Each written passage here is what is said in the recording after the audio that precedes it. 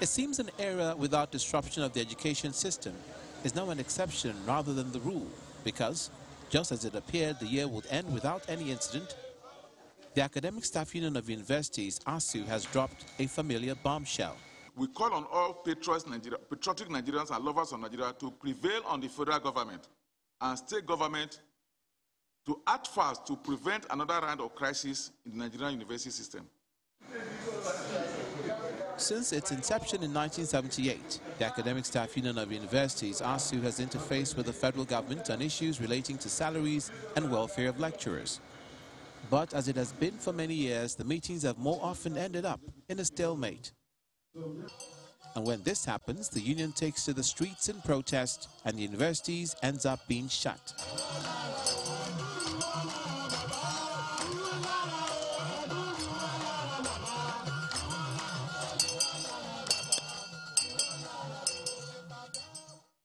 It is tantamount to saying that the federal government is not interested in human capital development.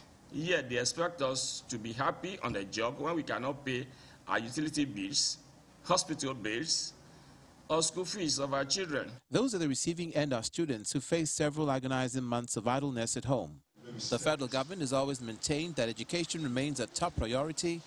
But what will make that stance believable in the minds of those seeking an end to the seemingly endless battle with ASUU will probably be beyond the signing of documents. There must be a commitment to ensure all that's been agreed is followed through to the letter.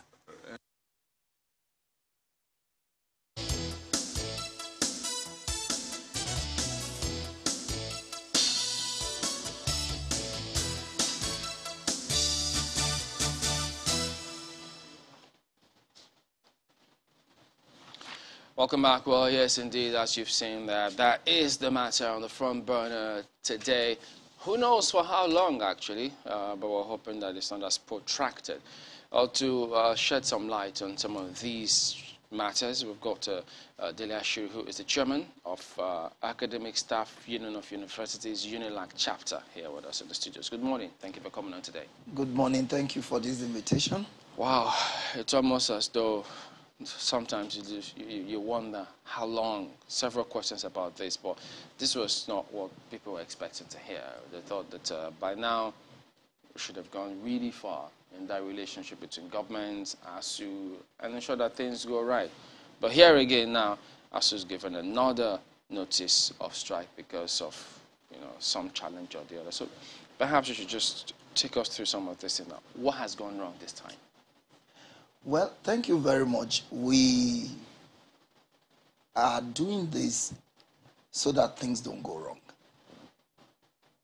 You will recall that for the better part of last year, our union was at daggers drawn with the federal government over an agreement that we signed since 2009.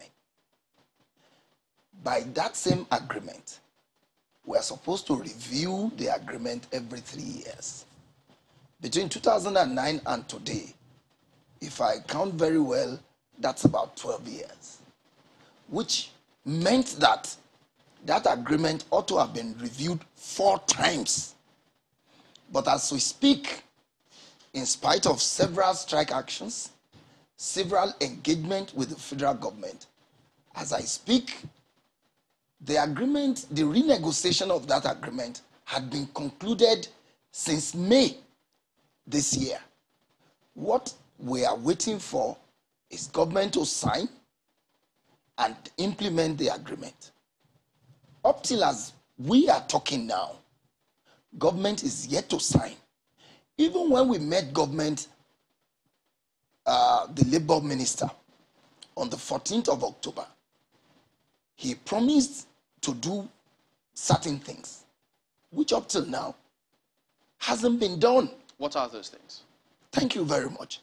The first on the list of our demands is to sign and implement the renegotiated agreement. What is in that agreement? It has to do with, first, the conditions of service of our members. As I speak to you, our members have been earning the same salary since 2009 till date, I don't think that there is any sector of the Nigerian economy and society that has been so treated. As I speak with you today, the highest paid professor, that's Professor Abba, which means that if he remains in the university system for the next 10, 15 years, he won't earn more than the same amount he's been earning since 2009. No Nigerian professor earns more than 416,000 naira in a month. That's basic? Total package. Total.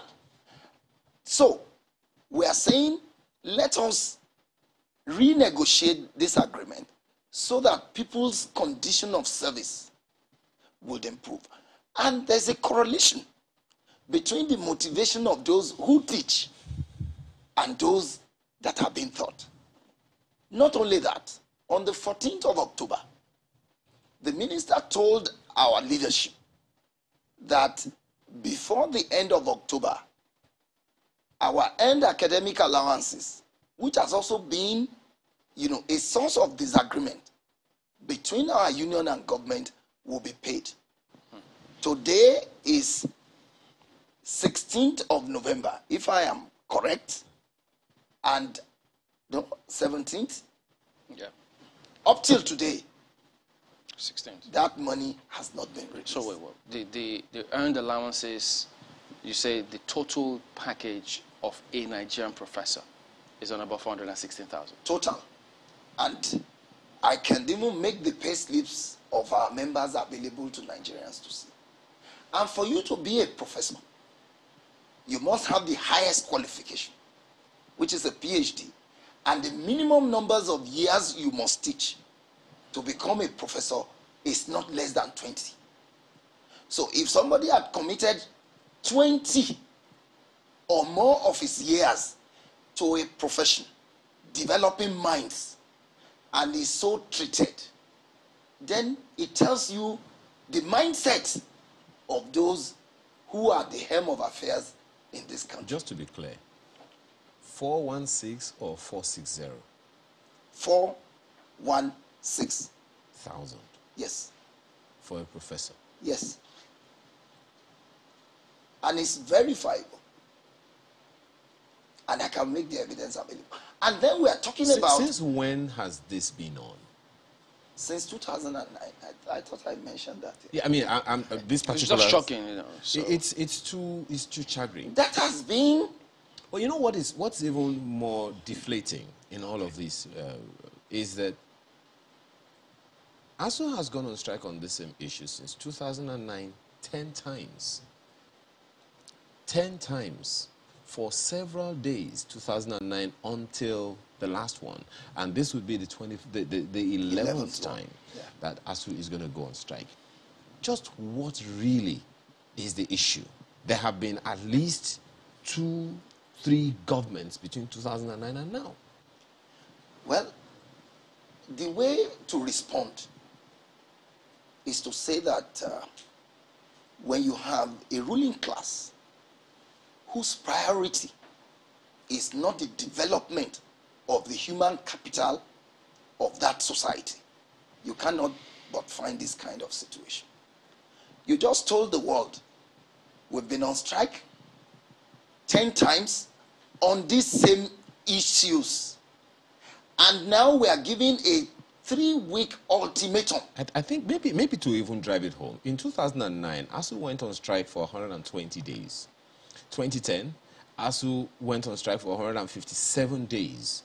In 2011, for 2011, you went for 90 days. 2013, 167 days. And so on and so forth. And so on and so forth. So one is just wondering, the last one was for 274 days. So one is wondering, just what really is the issue? Is it the problem of policy or bureaucracy? I just think that it's a problem of mindset. Whose mindset this time around?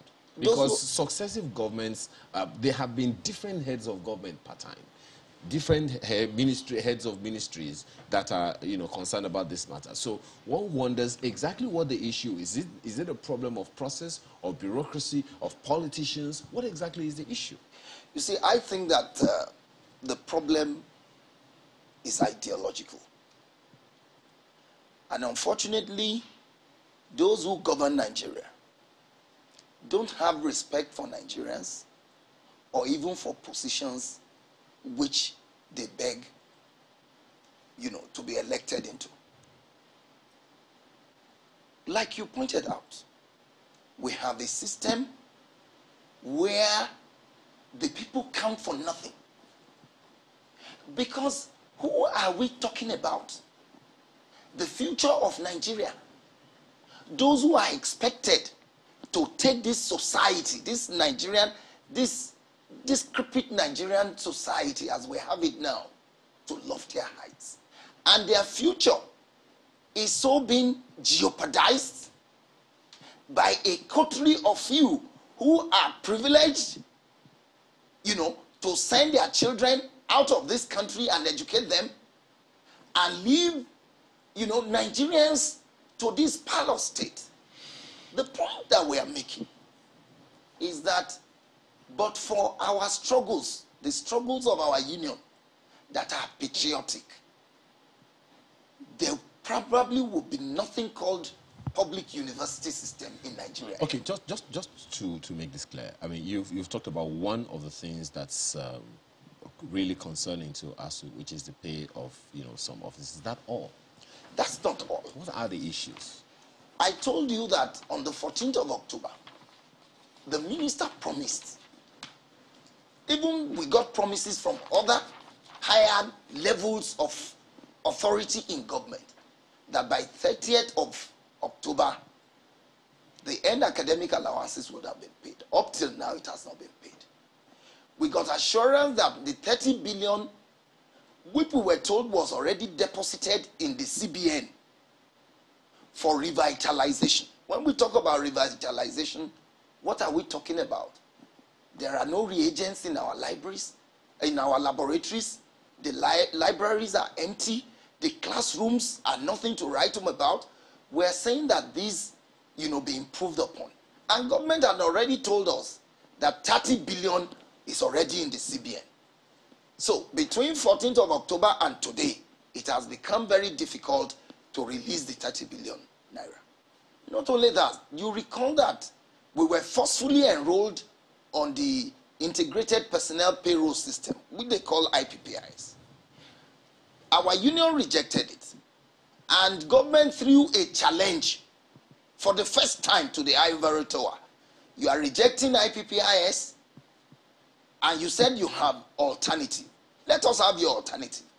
We spent our money from the meager resources that we have to develop a software which everybody had agreed is superior to IPPIS. Even NITDA told us that the end user workshop that was conducted, UTAS got a pass mark. As we speak, government is still foot dragging, on the deployment of UTAS. But much more fundamentally is the question of the 2009 agreement, which borders on the welfare condition of our members.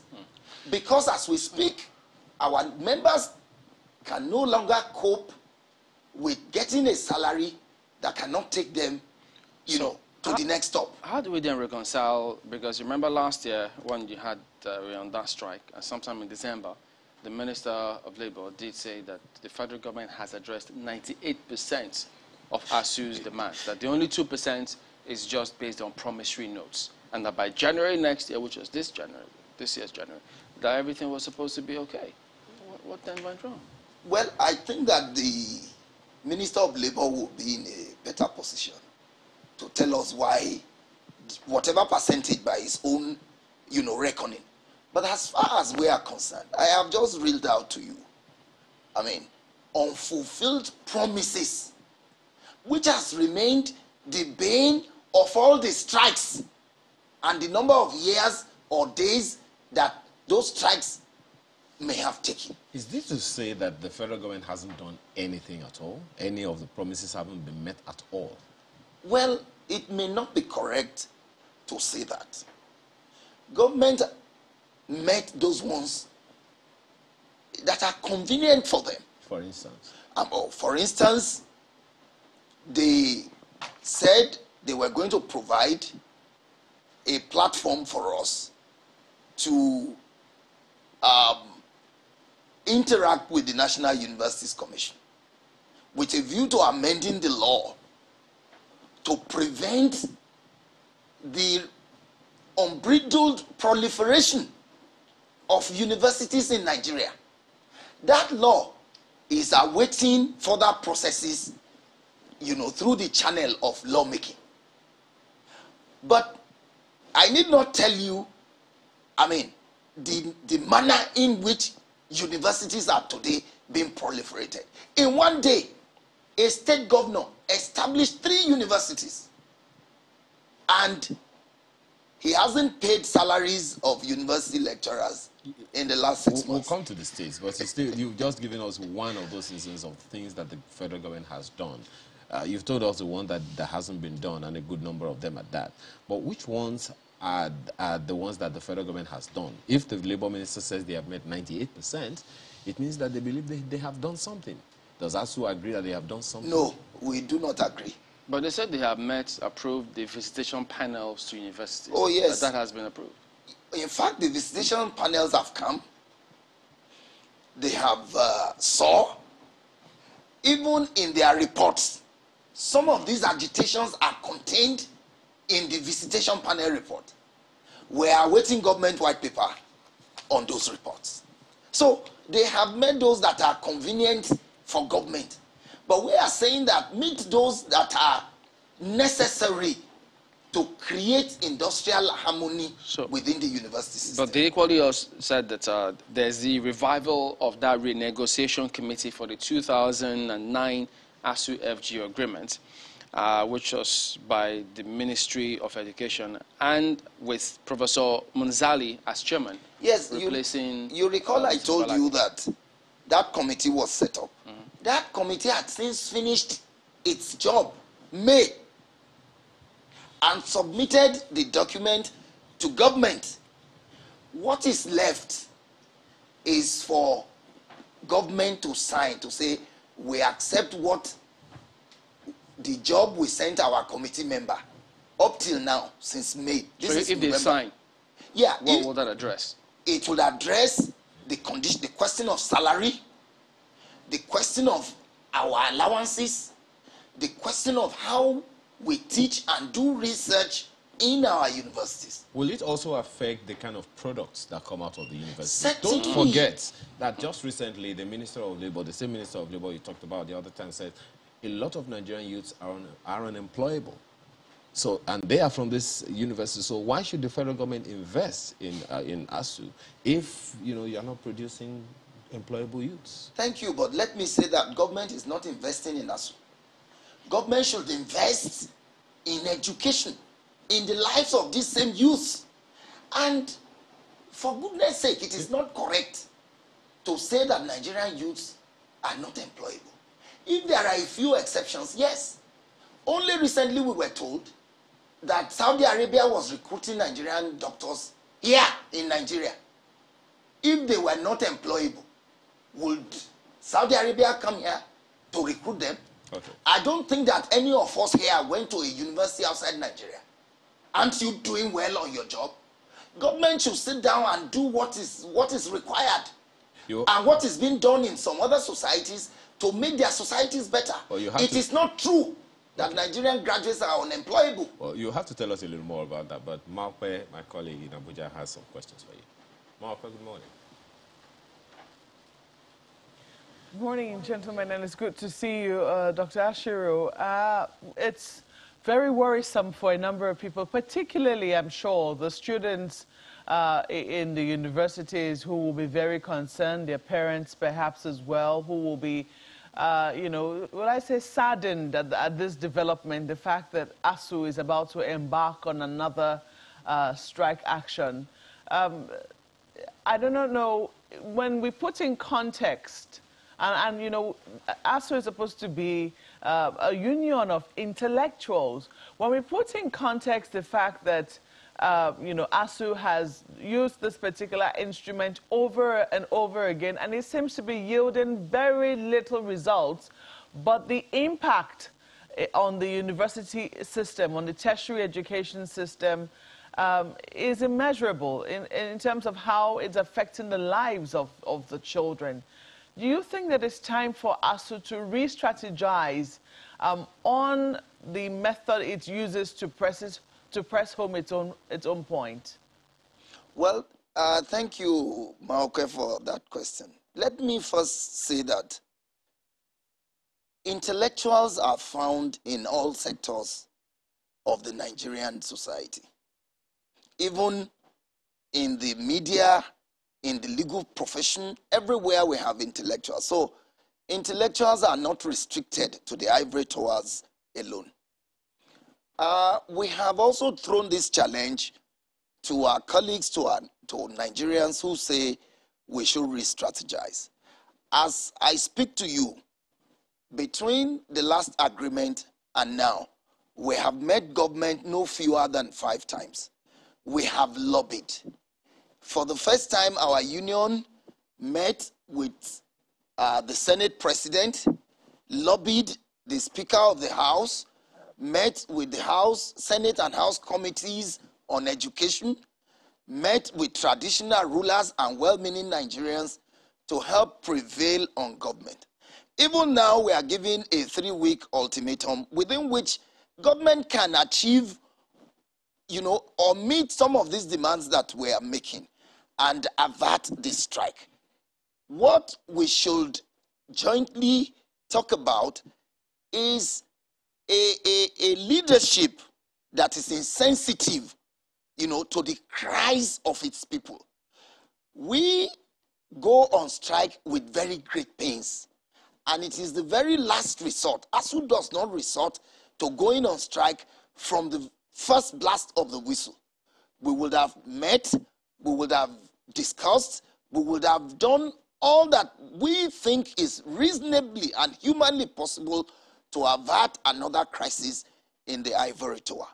And I'm seizing this opportunity to request that well-meaning Nigerians who are listening to me should also please join ASUU in prevailing on government. I mean, to do what is right.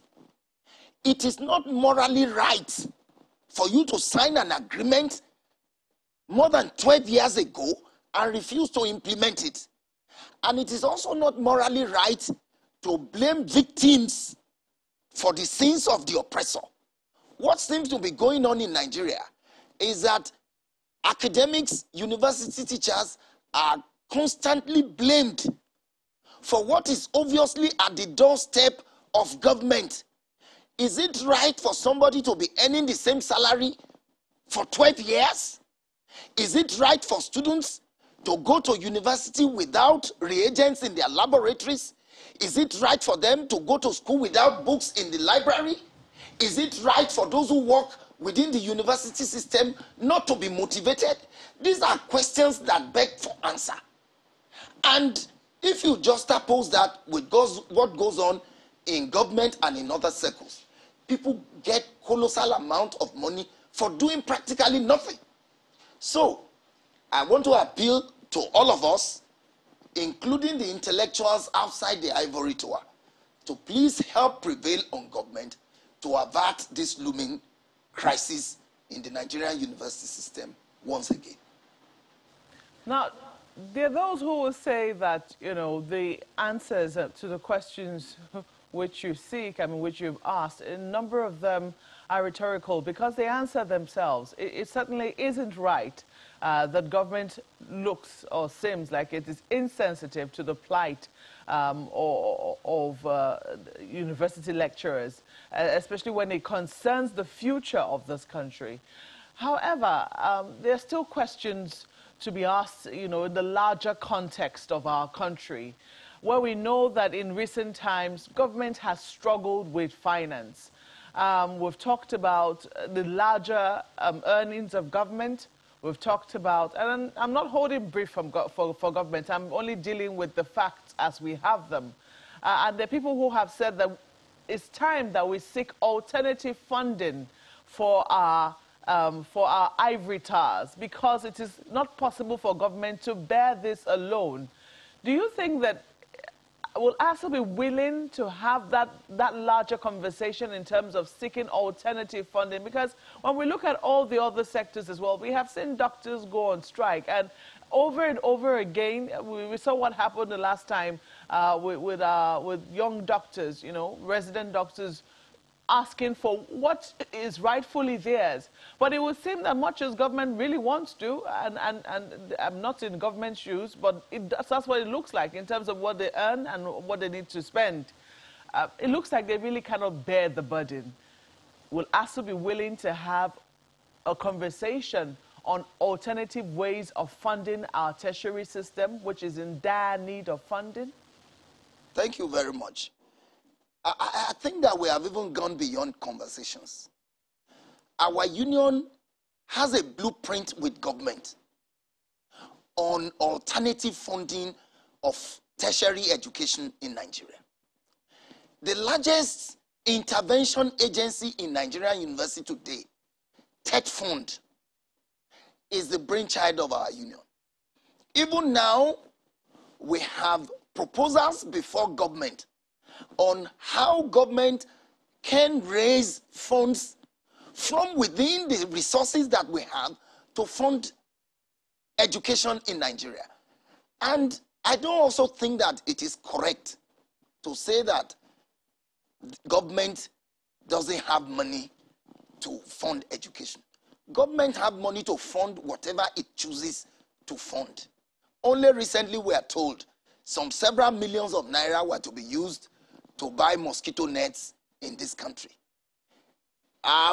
If you look at pay packages of some government, arms of government, particularly the National Assembly, you find out that government can fund what it chooses to fund. The defense budget in Nigeria is so humongous that if you spend half of that to educate Nigerians and invest in real sectors of the economy, you will find out that the security situation in Nigeria would abate. You know, so we should not join in the government's lame argument that they don't have money. Government is borrowing to fund its ostentatious lifestyles. So why can't they? Government has not declared austerity measures in spite of the colossal borrowing that is going on in Nigeria. Well, even though the borrowing was, they put it that it was a fund infrastructure. And that mosquito net bit was actually, I think it was shut down by the committee in the House of Assembly because it was proposed in that budget. But we'll come back to some of these matters and see what else can be done. What can be the way out? Don't go away. We'll be right back.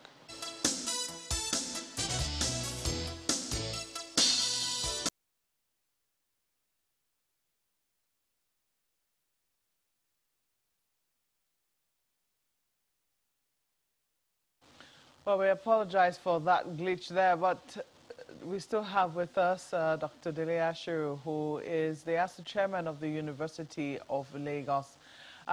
Just before we went on break, we're talking about funding, alternative sources of funding for our universities, and you spoke of TED Fund being the brainchild of the part of the agitations of ASUU. I'm wondering, though, would you say that ASUU itself is to be absolved of all blame? It is true that one should really be ashamed in a country of intellectuals, in a country that our universities have produced graduates of substance who are earning far more than their professors who produce them. I mean, it's really a source of embarrassment and shame. However, we know that's not the entire picture. We do know that, you know, lecturers oftentimes, you know, go to other universities as well and are able to, you know, somehow make ends meet. I do not know how it's supposed to work naturally. I do not know how it works elsewhere. This is the university system that I grew up in. I'm wondering, can ASUU really say that it absolves itself of all blame in terms, or its members of all blame in terms of where our tertiary education currently is? I think that if we go the way of apportioning blames, it will undermine the fundamentals of the argument. If lecturers go on sabbatical in another university, I mean, it's plying his trade, is engaging in intellectualism, and that is the university culture the world over.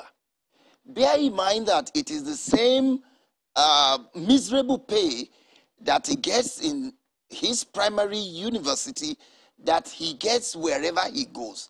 What we are saying is, if we want our universities to be globally competitive, if we want our universities to rank amongst the best, in the world, in Africa, which, I mean, we have attained at some point, we should just face the issues squarely. We are talking about a situation where you sign an agreement with government, they will not implement, they give you promises, they care less, about implementing it. They, have general disdain for the education and human capital development of their own society. We can then not reduce such fundamental issues to whether lecturers go on sabbatical or a few of them engage in practices that may, be untoward, as the case may be. So I think that we should refocus the argument. What is it that we need to develop our society? In my view, it is qualitative education. That is the way, societies have gone, and they've gotten results. When Nigeria's education system was at its best, Nigeria worked. Nigerians knew that they had a country. Today, what we have in the Nigerian society today cannot be dissociated from the decadence in the entire education system. And that's why ASUU is insisting that if Nigeria must develop, the way to go is to refocus and be more concerned with the education of its citizens. Indicting the federal government or saying that the authorities at various levels, okay, before I go there, you spoke about the states the other time. Part of what was said earlier, before, about the time the strike was called off or suspended initially, was that states also have some responsibilities. What is the responsibility of states in this issue, and how far have they gone with them? States have tertiary education, and indeed education, is on the concurrent list in Nigeria. By that token, it means that just as federal government can establish institutions of learning, the states can also do so.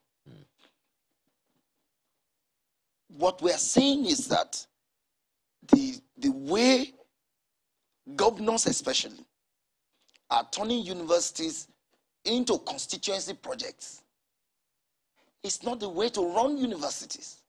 I just told you that a governor woke up in one day and decreed 3 universities into existence. What if he can afford to fund the universities? The reality is that they are not able to fund the university. Even the one that had been in existence for more than 20 years, majority of the infrastructure in that university are TED fund.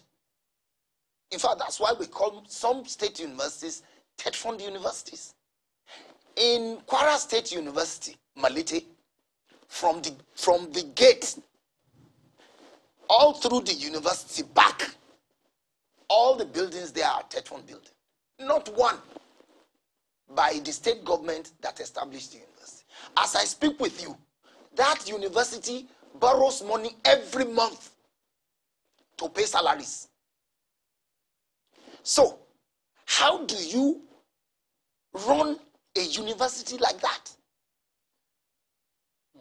But Dr. Ashiro, I mean, that salary bit, I don't know, it's just refuses to get off my head. But just a simple search. I mean, we see different publications and articles that say the salary of a professor falls between 4,580,000 to 6 million yearly. And this salary applies to state and federal government institutions. So this, you're saying this is not the case? Divide that by 12. Well, clearly. Divide 4 million, because So that's the per between. annum. Between. So that, Divide 6 million by 12. but if this is the scenario, right, and then you look at the private institutions, They are not faring any better. but they earn better than public. You mean the lecturers or The professors in private institutions? No. How much do No. they earn? It is the same salary scale, in spite of the money they are collecting. And that even defeats the argument about private investment or private takeover of universities. Is this in any way saying, Dr. Well, hold Ashiro, on. that, you know, the government at various levels are being indicted?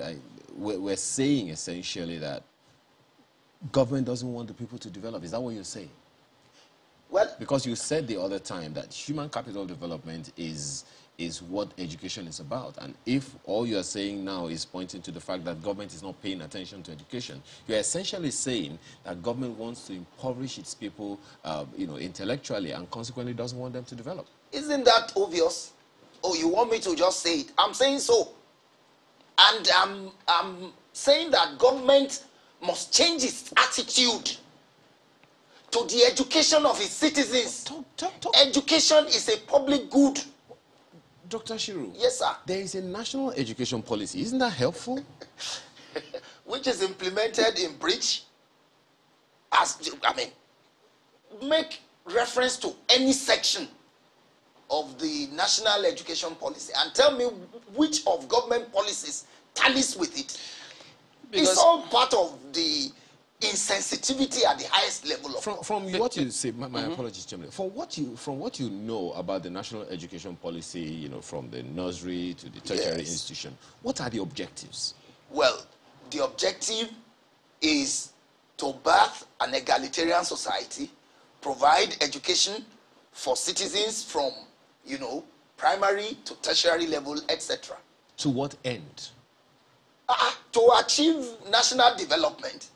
What is national development? National development. Because I'm asking that Yes. advisedly. Because I mean, for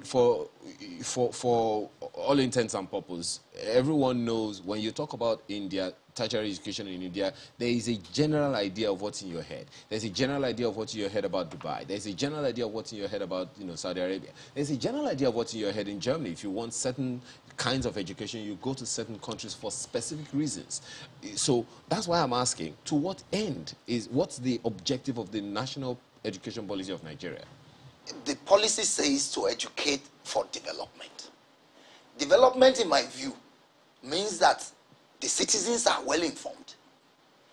Poverty level is reduced. Unemployment is reduced to the barest minimum.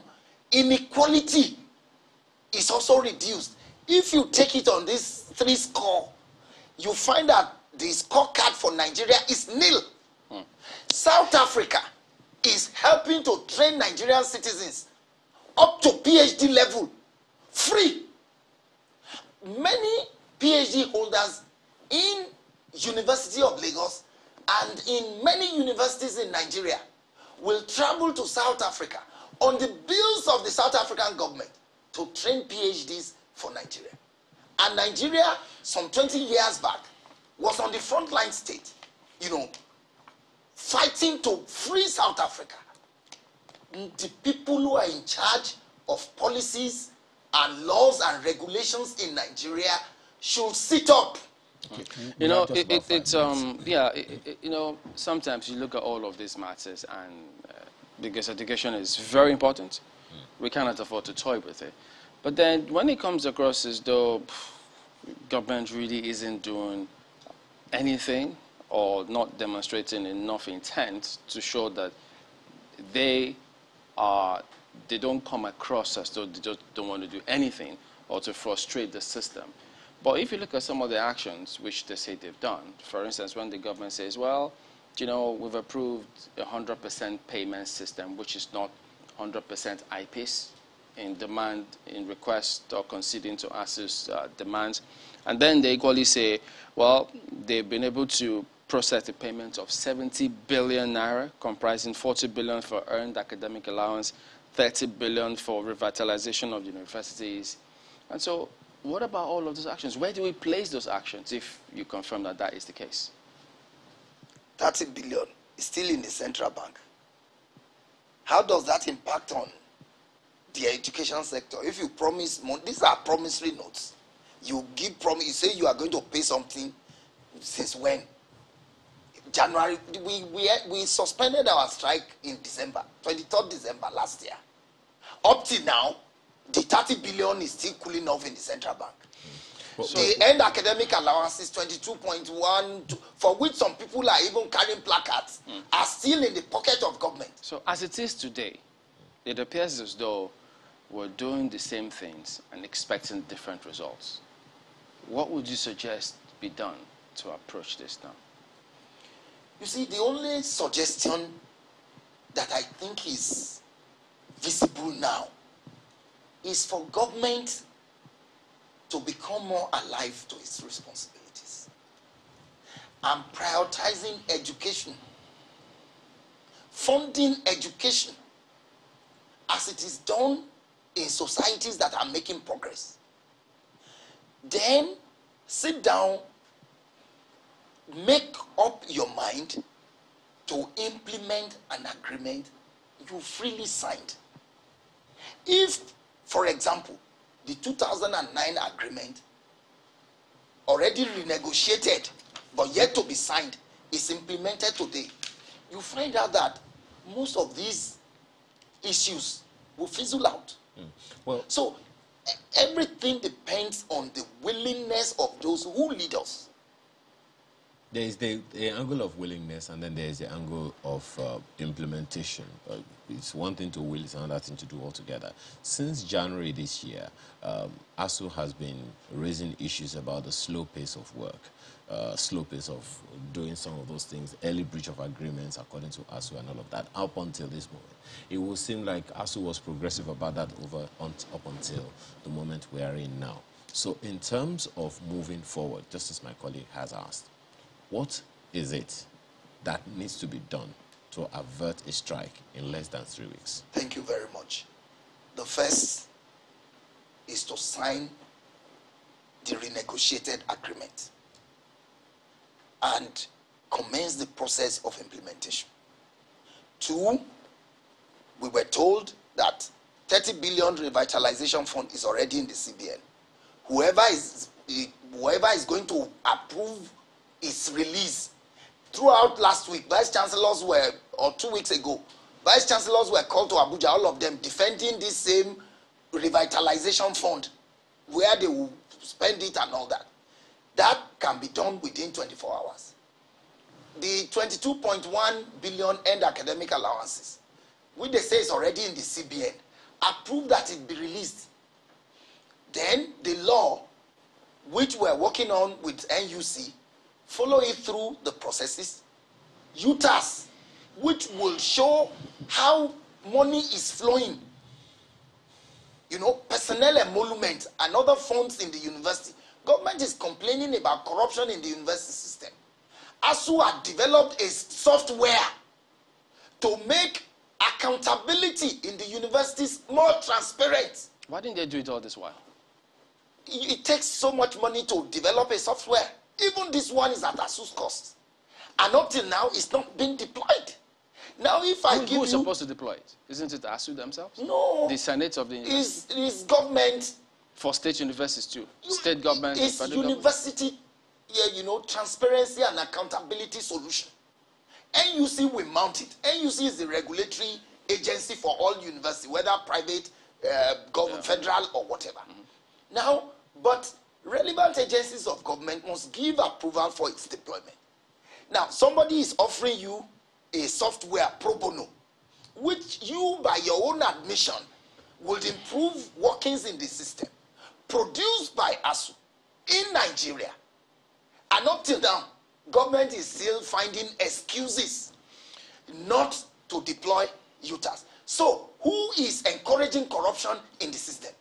Well, government will do well to respond to some of these issues that have been raised by ASUU. I say it were such that you know, the public gets a lot of clarity on government's position and what exactly is being done to stave off this threat of another strike, which, I mean, we can tell when it starts. Nobody knows how some of these things will end. But we all hope that, you know, you get back to the table and address some of these matters. Thank you very much indeed for coming on. Dr. Dele ASUU is the chairman of ASUU UNILAG chapter.